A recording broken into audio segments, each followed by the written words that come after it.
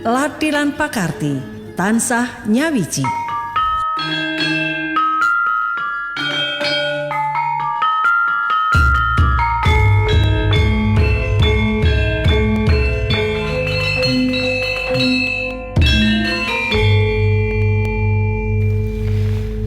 Assalamualaikum warahmatullahi wabarakatuh. Selamat pagi sahabat budaya. Berjumpa kembali dengan saya Fitria Trisna di Sarwasarwi Surakarta yang akan menemani aktivitas pagi Anda sahabat budaya dari pukul 5 ini hingga pukul 10 nanti pada hari Kamis 23 Juli 2026. Semoga dimanapun Anda berada selalu dalam perlindungan Allah Subhanahu wa taala. Dan sahabat budaya, seperti biasa Sarwasarwi Surakarta akan diawali dengan Sabdo Tomo. Edisi Kamis ini akan hadir mimbar agama Buddha yang akan membahas tema tentang jalan menuju pembebasan. Tema ini akan disampaikan oleh Pak Devara Priya dan juga Pak Santiko, seorang permabudi dari Kementerian Agama Kota Surakarta. Selamat menyimak sahabat budaya, kita berjumpa lagi nanti dan tetap bersama kami di Pro 4 RRI Suara Budaya Surakarta.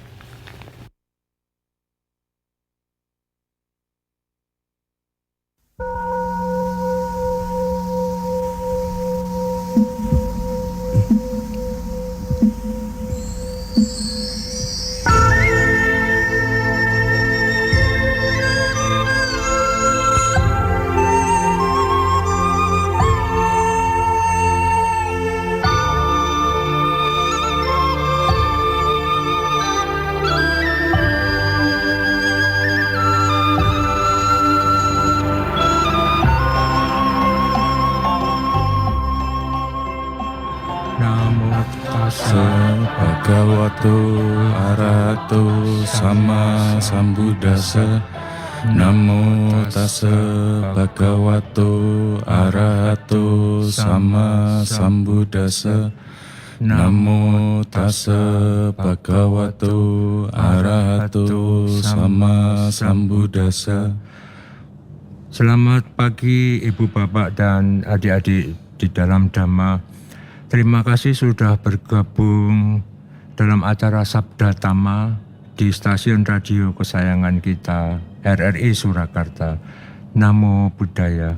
Namo Buddhaya. Pagi hari ini acara Sabda Tama agak beda.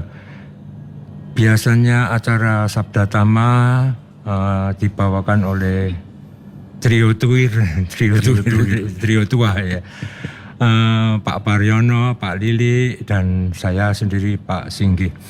Saat ini Pak Paryono masih dalam masa recovery ya. Sedangkan Pak Lili seperti biasa sibuk banget. Tinggal saya sendiri kesepian.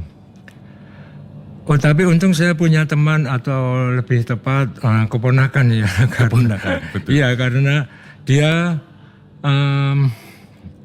seumuran dengan anak saya. Seorang anak muda yang energik tentunya dan pengetahuan dhammanya sangat luas. Dan ditambah lagi ringan tangan mau membantu saya untuk mengisi acara Sabda Tama ini. Saya perkenalkan dia bernama Devara Priya ya. Iya betul Pak. Selamat pagi Devara. Selamat pagi Pak Singgi. Terima kasih sudah bergabung dalam acara Sabda Tama pagi ini. Terima kasih Pak Singgi. Apa tema pembahasan kita pagi ini? Kayaknya Devara sudah menyiapkan temanya. Kalau tema pada pagi hari ini saya ingin ya karena ini saya juga baru pertama kali ini Pak Singgi seperti ini. Dan jadi untuk kali ini saya ingin menyampaikan materi yang cukup dasar bagi pelajaran dari Buddha, yaitu 4 kebenaran mulia. Nanti kalaupun waktunya cukup, lanjut sedikit ke jalan mulia berunsur 8. Begitu Pak Singgi. Iya, sedangkan judulnya Devara, temanya ya ketika kita mendalami agama Buddha Pak Singgi, itu kan kita mencari kebebasan, kebebasan dari penderitaan. Betul. Yang kalau di istilah kerennya itu nibbana Pak Singgi. Nibbana. Cuman dalam pertemuan pagi ini kalau Nibbana kesannya terlalu tinggi, terlalu eksklusif gitu Pak Singgi. Jadi kita mari menyebutnya dengan jalan menuju pembebasan. Begitu betul. Pak Singgi. Lalu apa temanya pagi ini Pak Dewara yang akan disampaikan? Dari 4 kebenaran mulia ini, kalau secara teori bakunya itu yang pertama adalah kebenaran tentang duka. Betul. Lalu tentang asal muasal atau sebab dari duka. Iya. Yang ketiga adalah terhentinya penderitaan atau berakhirnya duka. Dan yang terakhir adalah jalan menuju berakhirnya duka. Begitu Pak Singgi. Nah, kalau misalnya kita mempelajari sesuatu seperti ketika kita kuliah dulu Pak Singgi, kita bikin skripsi kan pasti ada susunan-susunan atau struktur dari literasi yang akan kita buat. Pertama kan latar belakang masalahnya apa, lalu rumusan untuk memecahkan suatu masalah itu bagaimana. Iya betul. Nah, dalam agama Buddha kita perlu mengetahui 4 kebenaran mulia ini karena ini sebetulnya sangat dasar bagi kita untuk mempelajari agama Buddha, begitu Pak Singgi. Iya. Seperti dari poin pertama dari 4 kebenaran mulia adalah sewajarnya kita mengetahui penderitaan itu apa sih gitu. Tapi Sang Buddha pun juga tidak menyebutkan bahwa hidup ini hanya penderitaan. Tetapi dalam hidup ini ada yang namanya penderitaan. Iya. Dan 4 kebenaran mulia ini merumuskan duka itu apa saja sih gitu Pak Singgi. Yang kalau menurut Sang Buddha yang pertama penderitaan itu adalah kelahiran. Lalu yang kedua adalah menua, sakit, kematian. Iya. Bertemu dengan orang-orang yang kita tidak sukai. Yang selanjutnya adalah berpisah dengan orang yang kita sukai, tidak mencapai apa yang kita inginkan, dan melalui perubahan-perubahan yang terus terjadi di dalam kehidupan kita ini merupakan duka juga, begitu Pak Singgi. Sedangkan perubahan memang sewajarnya terjadi terus-menerus ya. Iya Pak Singgi, saya juga sempat mengutip dari para suci yang pernah mengatakan demikian Pak Singgi. Tidak ada yang abadi di dunia ini kecuali perubahan itu sendiri, begitu Pak Singgi. Lalu penderitaan ini terjadi karena adanya nafsu keinginan. Saya nyebutnya kudu agak hati-hati karena ada yang keinginan biasa dan ada juga keinginan yang disertai oleh nafsu, begitu Pak Singgi. Betul, iya. Lebih contohnya ketika saya masih kecil Pak Singgi. Ketika saya melihat ada mainan mobil-mobilan, saya ingin sekali memiliki mobil-mobilan itu. Dan kalau tidak dibeliin sama orang tua saya, itu kebawa sampai tidur, kadang ngigo gitu Pak Singgi. Bisa, betul ya. Nah, berbeda dengan keinginan misalnya ingin minum, kalau misalnya tidak haus. Nah, keinginan minum itu tidak harus tercapai, kalaupun tidak tercapai ya enggak apa-apa. Nah, itu keinginan yang biasa. Sedangkan yang satunya tadi yang tentang mobil-mobilan itu adalah keinginan yang disertai oleh nafsu. Iya. Dan kalau itu dilanjutkan terus menerus itu bisa menjadi yang namanya kemelekatan. Itu Pak Singgi. Nah, kemelekatan ini yang membuat kita menderita karena kemelekatan ini lebih enaknya itu menyebut ke melekat terhadap suatu kondisi yang kita inginkan. Jadi kondisi ingin memiliki mobil tidak tercapai ya menderita, sedih, gitu Pak Singgi.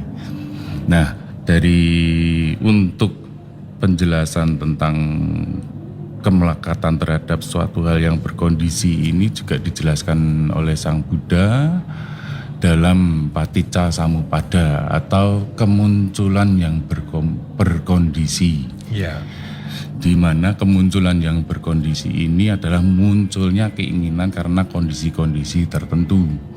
Nah, ketika kondisi penyebab dari kemunculannya itu nggak ada, otomatis penderitaannya menghilang. Jadi yang tadi adanya kemelekatan itu adalah sumber dari duka, dan ketiadaan dari kemelekatan itu adalah berakhirnya duka. Begitu Pak Singgi. Lalu ketika kita ingin menghilangkan kemelekatannya ini, tentu banyak orang yang bertanya, bagaimana sih caranya menghilangkan kemelekatan tersebut? Yaitu melalui jalan mulia berunsur 8 yang terkandung di poin keempat dari kebenaran mulia. Itu yang yang isinya adalah jalan menuju berakhirnya duka. Betul. Begitu Pak Singgi. Sementara sampai sini mungkin ada yang mau didiskusikan. Tadi Dewara mengutarakan tentang 4 kebenaran mulia ya. Iya Pak Singgi. Nah, saya ingin mengutarakan sejarah munculnya ajaran ini, ajaran dari Sang Buddha. Baik Pak Singgi. Begini ya, Sang Buddha setelah mencapai penerangan sempurna, beliau berpikir ya, Dhamma yang telah kupahami ini sungguh amat dalam, sulit dirasakan, sulit dipahami, halus, agung, tidak dalam jangkauan logika, dan untuk dipahami oleh mereka yang bijaksana. Makhluk-makhluk terikat pada kesenangan materi. Hal-hal yang berhubungan dengan muncul bergantung pada ini seperti maksudnya seperti yang diutarakan Dewara tadi ya, Paticca Samuppada ya, bahwa kemunculan itu suatu mesti ada sebabnya, ada awalnya. Merupakan pokok yang sulit dipahami, dan nibbana, berhentinya segala sesuatu yang bersyarat, meninggalkan semua nafsu keinginan, penghancuran keserakahan, tidak melekat berarti berhenti ya, berhenti dari kemelekatan itu tadi.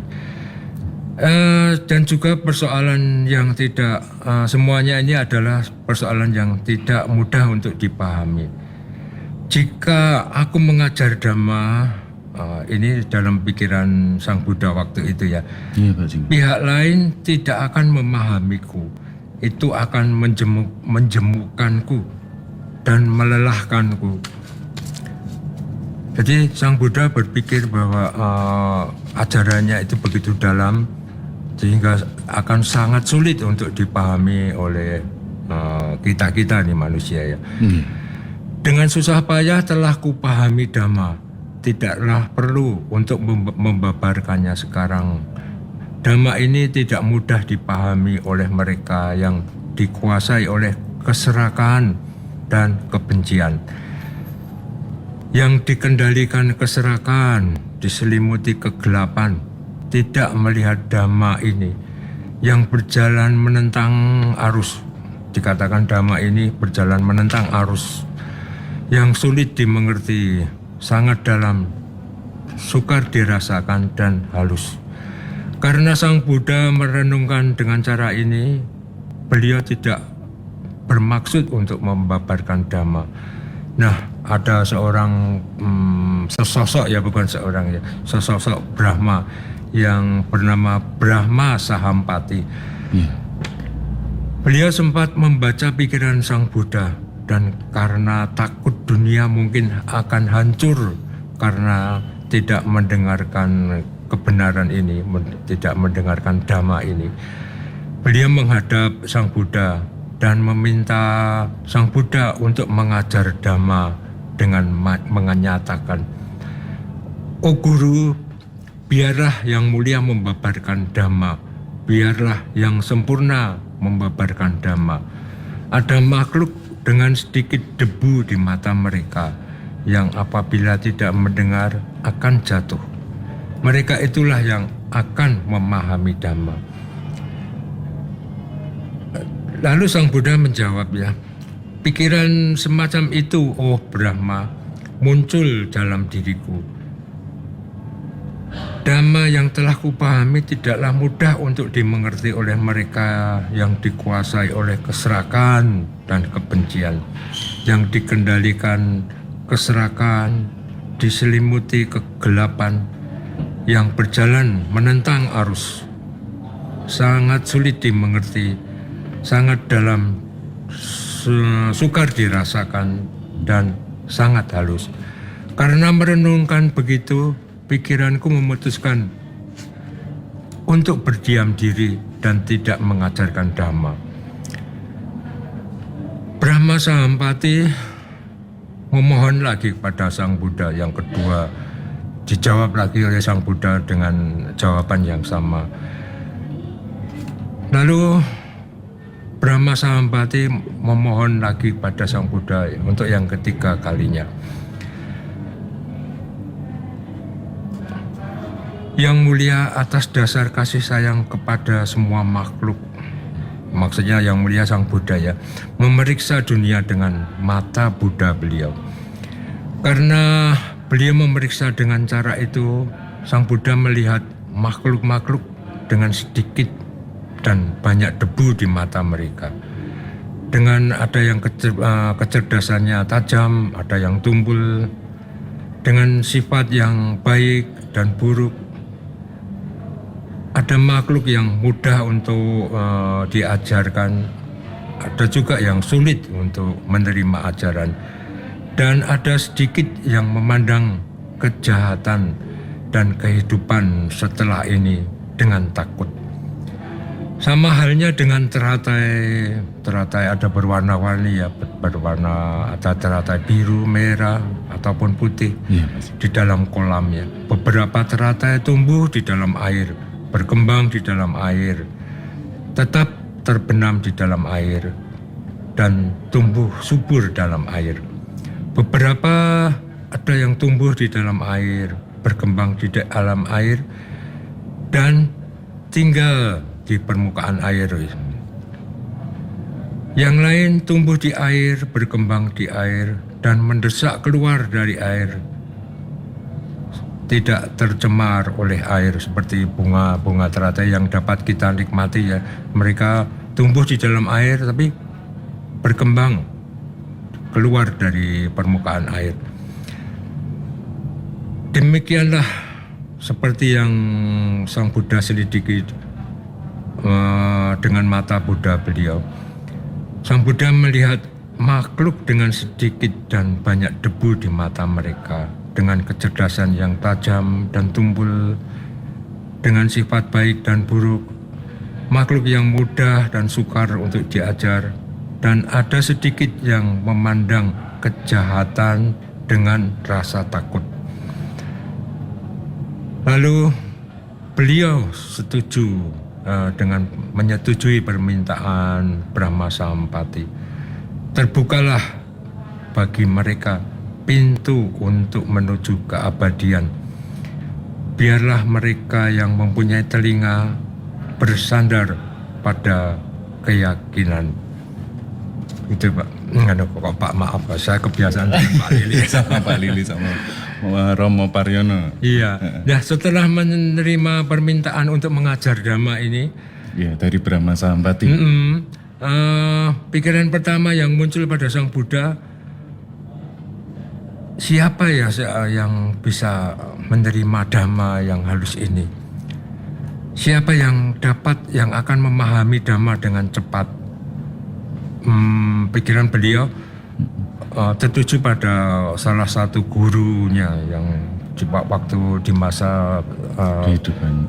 di masa beliau masih menjadi pangeran waktu mencari penerangan sempurna ya. Gurunya waktu itu ada yang salah satu yang namanya Alara Kalama. Alara Kalama terkenal sangat terpelajar, pandai, bijaksana, dan sudah sejak lama memiliki sedikit debu di matanya. Bagaimana seandainya aku pertama kali mengajar Dhamma kepadanya? Lalu muncul dewa lainnya di hadapan Sang Buddha dan berkata, Guru Alara Kalama ya sudah wafat seminggu yang lalu. Sang Buddha selanjutnya berpikir tentang Udaka Ramaputta, ini juga salah satu guru beliau ya. Sang Dewata juga memberitahu bahwa Udaka Ramaputta sudah meninggal kemarin malam. Kelihatannya dua-duanya ini tidak berjodoh ya dengan ajaran Sang Buddha. Betul. Ya, keburu meninggal. Kalau tidak salah ini Pak Singgi, maaf ini saya potong. Yang satu tadi Alara Kalama ya, dan betul. Udaka Ramaputra. Itu dua guru Sang Buddha tersebut kalau tidak salah merupakan orang-orang yang telah mencapai arupa jana, baik masing-masing yang ke-8, yang ke-4, yang satu lagi yang ketiga. Jadi istilahnya kedua guru Sang Buddha itu bukan orang yang main-main, benar-benar orang yang mencapai tingkat pencapaian Jana ya. jana yang tinggi ya. tinggi sekali pada masa itu. Begitu ya Pak Sigi. Betul. Tapi ya itu tadi, mereka berdua rupanya belum berjodoh untuk mendengarkan Dhamma yang indah ini. Lalu pikiran beliau tertuju dia ingat lagi ya tentang lima pertapa yang bersama beliau pernah pertapa ekstrim Yang itu ya. waktu terakhirnya ketika Sang Buddha memutuskan untuk berhenti mempraktekkan asketisme. Iya. Yang lalu setelah berhenti melakukan asketisme, Buddha menuju ke samadinya yang terakhir untuk menuju pencerahan gitu Pak Singgi. Yang lima pertapa yang itu ya. Pertapa yang itu. Meninggalkan Sang Buddha ketika Sang Buddha berhenti melakukan asketisme. Iya, asketisme itu Penyiksaan diri. Penyiksaan diri ya. Cara yang ekstrim ya. Dengan cara yang ekstrim. Nah, ketika beliau ingat pada lima pertapa ya, teman-teman beliau ya yang mempraktekkan cara Siksorogo kalau Iya betul. Nah, beliau melihat ya dengan mata Buddha beliau bahwa lima biku ini, lima teman Sang Buddha ini berada di Taman Rusa Isipatana. Ya, singkat cerita saja, beliau berjalan menuju ke sana, ke Taman Rusa Isipatana.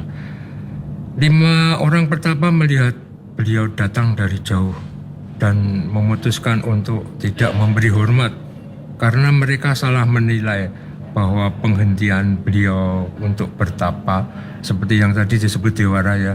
Sang Buddha tidak setuju dengan cara-cara mereka yang menyiksa diri itu tadi ya. Iya, yang secara ekstrim. Ya. Mereka berkata ya, kawan pertapa Gautama datang. Ia sudah hidup mewah. Ia sudah menyerah dari perjuangan dan sudah berubah hidup dalam kemewahan. Ia tidak perlu diberi salam. Mangkok dan jubahnya tidak perlu dibawakan. Tapi walaupun demikian, sebuah tempat duduk harus disiapkan. Jika ia mau, biarlah ia duduk. Tapi biarpun mereka sudah berpedoman begitu ya, ketika Sang Buddha datang mendekat, melihat penampilan beliau yang demikian hebat, yang apa ya, auranya berseri-seri gitu ya. Melihat penampilan beliau yang demikian hebat memaksa mereka untuk menerima beliau dengan penghormatan yang sepantasnya. Seorang datang dan mengambil mangkok dan jubah beliau, yang lain menyiapkan tempat duduk, yang lain mengambilkan air untuk mencuci kaki beliau. Lalu Sang Buddha membabarkan Dhammacakkappawatthana, agak panjang ini, membabarkan Dhammacakkappawatthana Sutta kepada lima pertapa ini. Nah, inilah awal mula ya, asal mula terbentuknya Tiratana lengkap ya, secara lengkap Tiratana, atau ada yang menyebutnya juga Triratna ya. Sang Buddha sudah mencapai penerangan sempurna. Terus Dhamma juga dibabarkan kepada 5 pertapa ini tadi, dan 5 pertapa ini akhirnya terbentuk, dari 5 pertapa ini terbentuk Sangha. Jadi lengkaplah sudah Triratna atau Tiratana, Buddha, Dhamma, dan Sangha. Jadi yang 5 pertapa ini adalah anggota Sangha pertama dari agama Buddha. Betul. Atau Dewara mau melanjutkan yang, dan kalau tidak salah kepada 5 orang pertapa ini Buddha membabarkan tentang 4 kebenaran mulia tersebut ya. betul, itu memang inti ajaran Buddha ya. Dari 4 kebenaran mulia ini lalu berkembang menjadi demikian banyak seperti yang saat ini kita pelajari, tapi intinya tetap itu ya, Di 4 kebenaran. 4 kebenaran mulia.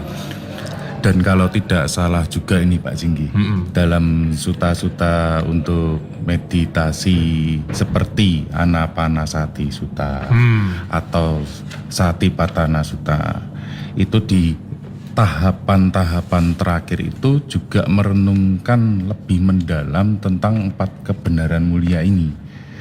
Namun tidak melalui hanya teori saja, tetapi praktek yang dari awal sekali sampai akhir, memahami melalui praktek, lalu melalui perenungan terhadap 4 kebenaran mulia ini, akhirnya praktisi atau umat agama Buddha ini dapat mencapai tingkat kesucian tertentu.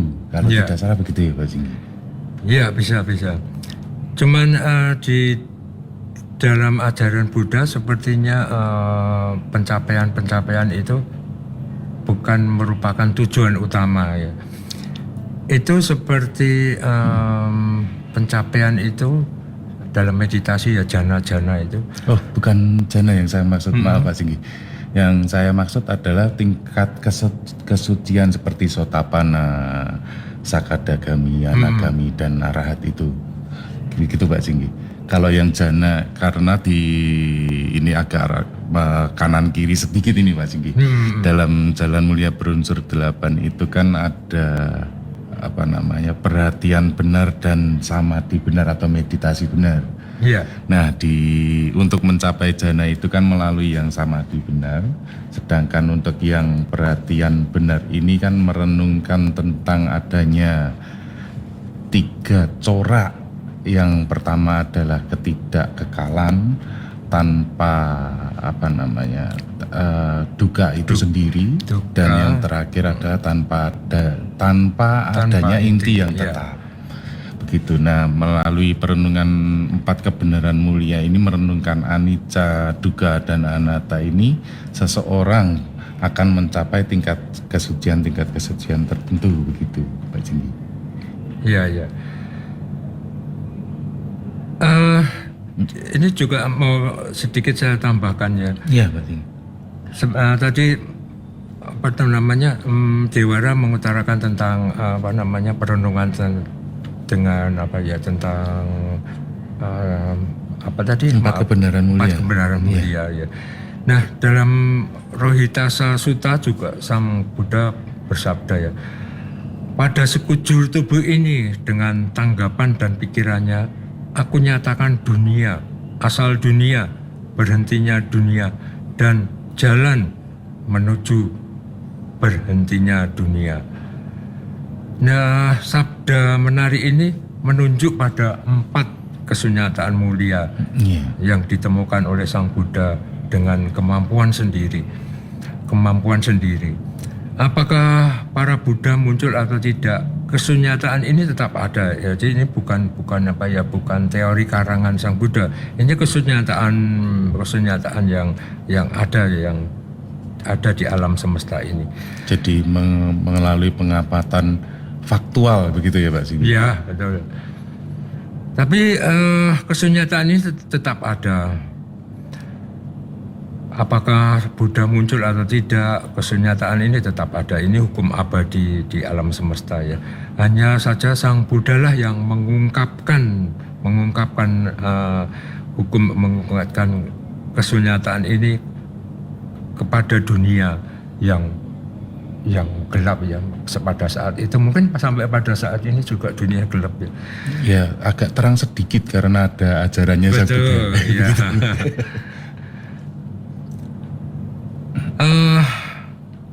Dunia yang gelap ini tidak mungkin tidak mungkin berubah karena waktu. Maksud saya kesunyataan ini tidak akan berubah, bukan dunia ya. Kesunyataan ini tidak akan berubah karena waktu, sebab mereka adalah kesunyataan abadi. Sang Buddha sama sekali tidak dibantu oleh siapapun dalam memahami ini. Beliau sendiri menyatakan mereka tidak terdengar sebelumnya. Kesunyataan ini dalam bahasa Pali disebut Arya Sacani. Disebut begitu karena diungkapkan oleh seorang Arya, seorang yang begitu agung, yaitu Sang Buddha yang telah terbebas dari nafsu keinginan. Nah, ini tentang ajaran 4 kebenaran mulia ya. Iya Pak Singgi. Kesunyataan pertama berhubungan dengan duka, yang duka ini sendiri diterjemahkan sebagai penderitaan atau mungkin lebih pasnya lagi tidak memuaskan gitu. Tidak memuaskan. Bisa juga duka itu bisa diartikan sebagai kekosongan yang rendah. Pada umumnya orang hanya melihat kulitnya saja. Seorang Arya melihat segala sesuatu sebagaimana adanya.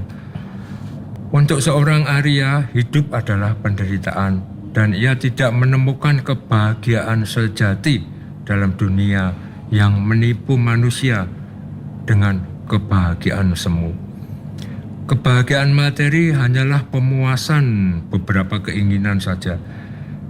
Dan tidak lama setelah apa yang diinginkan terpenuhi, akan timbul keinginan yang lain. Seperti mungkin kita sering mengalami ya, ingin HP baru itu ya yang sedang digunakan oleh semua kita ya. Kita senang banget waktu mendapatkan atau beli HP baru. Waduh, kita cobain terus ya.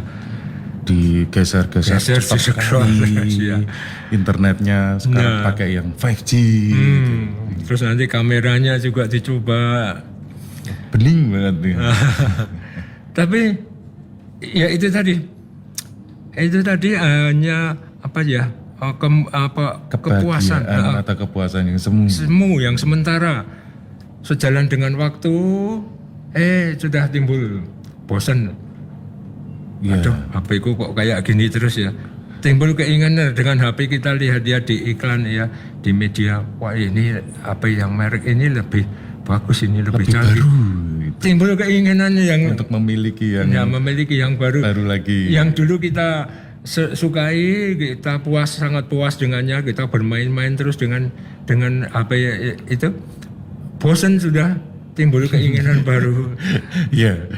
Jadi tidak bisa selamanya menyukai suatu barang gitu ya Pak. Betul. pasti ada bosannya, lalu pengen memiliki yang lain lagi iya, atau yang baru lagi. Karena keinginan-keinginan ini tidak pernah terpuaskan. Dan yang selanjutnya adalah seperti kita semua ini menjadi, bukan kita semua ya, semua makhluk di alam semesta ini menjadi sasaran kelahiran, dan sebagai akibatnya akan lapuk ya, melapuk, menua ya, menua lalu sakit dan akhirnya mati juga. Tidak ada yang terbebas dari 4 sebab penderitaan yang tidak dapat dielakkan. Lalu biasanya bagi orang kebanyakan, kepuasan indria merupakan kebahagiaan yang tertinggi dan satu-satunya. Tidak dapat disangkal ada kegembiraan di sini ya. Iya. Ada kepuasan dan kenangan sesaat pada kepuasan materi. Tapi mereka tetap bersifat sementara dan menyesatkan. Menurut Sang Buddha, ketidakmelekatan atau yang lebih tinggi dari kesenangan materi merupakan kebahagiaan yang lebih besar. Secara singkat, batin dan jasmani ini adalah sumber penderitaan. Ini yang khususnya anak mulia yang pertama ya. Mungkin Dewara akan membabarkan yang kedua, kesenyataan mulia yang kedua, penyebabnya. Penyebab dari penderitaan itu kalau secara yang saya ketahui Pak Singgi, itu adalah adanya ketidaktahuan dan kemelekatan itu tadi Pak Singgi. Ya. Ketidaktahuan ini ketidaktahuan terhadap apa? Terhadap tiga corak yang tadi di awal kita sempat jelaskan, yaitu ketidaktahuan tentang adanya anicca, dukkha, dan anatta. Betul. Nah, lalu ketidaktahuan ini yang istilahnya menganggap semuanya abadi, tidak lekang oleh waktu, seperti yang tadi Pak Singgi jelaskan, HP itu kan lama-lama juga ada yang baru lagi. HP-nya kalau jatuh ya bisa rusak. Terus anatta istilahnya tidak adanya inti yang tetap, which is waktu kondisi menyenangi HP tersebut, kondisi diri yang menyenangi HP tersebut juga tidak abadi atau tidak selamanya. Yang which is sekarang sudah tidak ada lagi, ketika diri yang dulunya menyenangi HP sekarang sudah tidak senang lagi atau bosan, malah lebih kepingin yang baru lagi. Yang lebih baru. Nah, tadi ketidaktahuan itu ditambah kemelekatan, which is kemelekatan ingin memuaskan, ingin mendapatkan kondisi-kondisi yang menyenangkan, muncullah penderitaan. Penderitaan ini munculnya bagaimana? Kalau ingin memuaskan diri terus, itu kan pasti ada waktu, ada tenaga yang dikeluarkan. Ya kalau waktu tenaganya itu tidak terbatas, sedangkan waktu dan tenaga itu kan terbatas. Nah, lalu berikutnya, kalau itu tercapai oke. Kalau tidak tercapai, nah bisa gelo, bisa sakit hati. Kalau HP oke lah, mungkin nabung sedikit terus habis itu bisa beli.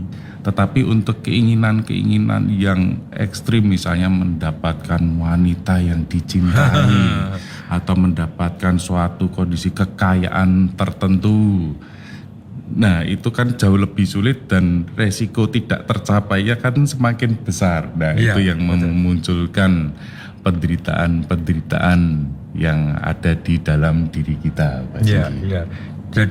Jadi semuanya itu berawal dari keinginan ya. Keinginan yang disertai oleh nafsu dan kemelekatan. Ya, juga di dalam Dhammapada juga disebutkan itu ya, hal ini ya. Dari keinginan timbul kesedihan, dari keinginan timbul ketakutan. Bagi orang yang mutlak bebas dari keinginan, tiada lagi kesedihan ataupun ketakutan. Keinginan merupakan kekuatan mental yang terpendam pada setiap orang, kita juga yang memilikinya ya. Merupakan sebab utama dari hampir semua penyakit kehidupan. Keinginan inilah yang kasar ataupun halus yang membawa kelahiran berulang-ulang dalam samsara, siklus samsara ya. Kalau di dalam ajaran Buddha disebutkan samsara, dan menjadikan seseorang melekat pada berbagai bentuk kehidupan. Nah, sekarang anak ya sampai yang ketiga ya. Iya, tentang berakhirnya penderitaan atau duka.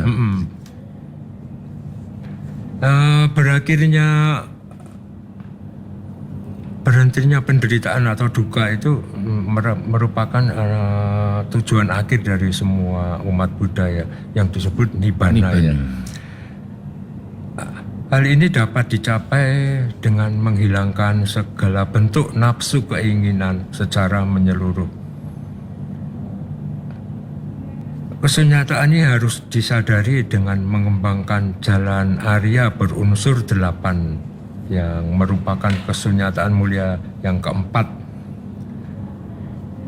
Jalan khas ini merupakan satu-satunya jalan langsung ya, mungkin ya, kalau istilah sekarang jalan tol gitu ya. Jalan tol. Jalan tol, kalau di jalan tol ada lajurnya itu biasanya 2, yang sebelah pinggir sendiri itu untuk yang kondisi darurat atau bahu jalan. Nah, sedangkan ini lajurnya ada 8, ombo banget. Yo, ya, lajurnya 8 ya. Jadi kita kalau ingin mempraktekkan ajaran Buddha, ya kita harus mengerti ya, paling enggak nyenggol-nyenggol sedikit lah. Jalan Arya berunsur 8. Iya. Jalan khas ini merupakan satu-satunya jalan langsung, jalan tol menuju ke Nibbana. Ia menghindari penyiksaan diri yang ekstrim yang pernah dipraktekkan oleh Sang Buddha waktu dia masih mencari Dalam jalannya. usahanya mencari menuju pencerahan. Ya. Penyiksaan diri ini hanya melemahkan kecerdasan seseorang, dan ini harus dihindari ya. Terus Sang Buddha juga menghindari memberi nasihat pada kita, di samping menghindari ekstrim yang penyiksaan diri, juga menghindari ekstrim pemuasan hawa nafsu. Kedua-duanya ini sudah pernah dialami oleh Sang Buddha ya. Jadi Sang Buddha enggak asal ngomong saja. Kedua-duanya pernah dialami. Beliau waktu menjadi seorang pangeran kurang opo itu. Iya. Segala keinginannya pangeran ya, segala keinginannya akan tercapai. Tapi beliau melihat bahwa jalan untuk menuju pembebasan bukan di situ. Lalu beliau mencoba bertapa sampai bertemu dengan teman-teman yang mempraktekkan ekstrim penyiksaan diri. Kedua-duanya pernah dialami oleh Sang Buddha. Lalu, tapi Sang Buddha akhirnya sadar bahwa dua jalan itu bukanlah jalan yang benar. Lalu beliau mempraktekkan jalan tengah atau sekarang disebut sebagai Majjhima Patipada, dan beliau juga mengajarkan jalannya ini tadi seperti yang disebutkan di Wara, jalan tol yang 8 jalur ya. Iya. Nah itu apa saja di Wara ya? 8 jalurnya itu tadi. Ya, kalau kita ini sekaligus menjadi preview kalau misalnya para pendengar dari RRI berminat untuk mendengarkan, mungkin di kesempatan selanjutnya, karena ini waktunya juga udah kurang 3 menit lagi Pak Singgi. Jadi untuk preview ke depannya 8 jalan mulia ini, 8 jalan mulia berunsur 8 ini apa saja sih? Dibagi menjadi 3 bagian Pak Singgi. Yang pertama tentang panya atau kebijaksanaan, yang kedua adalah tentang sila ya, atau tentang ajaran moral, yang terakhir adalah tentang samadhi. Nah, yang untuk yang bagian pertama di bagian panya itu adalah pandangan benar, Benar ya. dan pikiran atau niatan yang benar. Betul. Di bagian kedua yaitu di bagian sila ada ucapan benar, perbuatan benar, dan mata pencaharian yang benar. Sang Buddha sendiri pun mengajari kita kalau nyambut gawe yang bagus-bagus saja. Nah, yang terakhir, yang 3 terakhir ini masuk ke dalam samadhi. Yang pertama adalah daya upaya yang benar, lalu perhatian benar, dan konsentrasi atau meditasi yang benar. Ini kalau misalnya 1 kali sesi mungkin kurang ini Pak Singgi menjabarkan jalan mulia berunsur 8 ini Pak Singgi. Iya, memang. Dan monggo para pendengar RRI yang budiman, kalau misalnya para pendengar berminat atau tertarik untuk mendengarkan penjabaran Jalan Mulia Berunsur 8, bisa kemana Pak Singgi? Iya, di Solo ada wihara banyak, beberapa wihara ya. Iya. Kita bisa belajar di situ ya. Wihara yang terutama di Solo ya yang paling besar wihara Dhammasundara, ada wihara di mana itu UNS. Ada beberapa lagi saya kurang tahu. Oke, baik. Jadi kalau mau mendalami tentang Jalan Mulia Berunsur 8 ini bisa ke wihara. Yang pertama di Wihara Dhammasundara yang ada di Pucang Sawit itu ya. Pucang Sawit ya. Pak Singgi. Yang kedua ada Wihara UNS, itu di kompleknya Universitas 11 Maret itu. Ya. Pak Singgi. Oke, baik. Ya, tidak terasa waktunya sudah sudah hampir selesai di wihara ya. Ya. Langsung saya epilog aja ya, penutup ya. Baik Pak Singgi. Dari semua ajaran yang begitu panjang ini, Sang Buddha hanya menunjukkan jalan. Kita sendiri yang harus berjalan. Tidak perlu atau harus sempurna. Yang penting kita punya niat untuk melangkah. Itu saja. Semoga pembahasan Dhamma ini bermanfaat bagi kita semua. Sekian, Sabbe Satta Bhavantu Sukhitata. Semoga semua makhluk berbahagia. Sadu.